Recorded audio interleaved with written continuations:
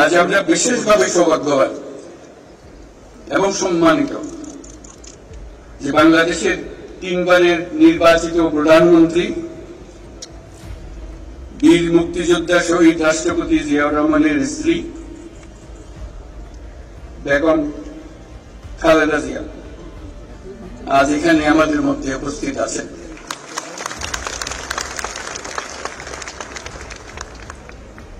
এক যুগ ধরে তিনি এই মহাসম্মেলনে অংশগ্রহণ করার সুযোগ পান নাই, আজকে সুযোগ পেয়েছেন। আমরা সবাই আনন্দিত এবং গর্বিত যে আমরা এই সুযোগ দিতে পেরেছি আপনাকে।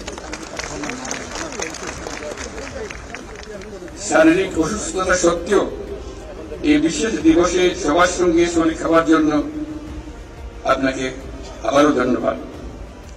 আমরা তার আশু রোগমুক্তি কামনা করছি এবং এই অনুষ্ঠানে বিশেষভাবে স্বাগত জানাচ্ছি।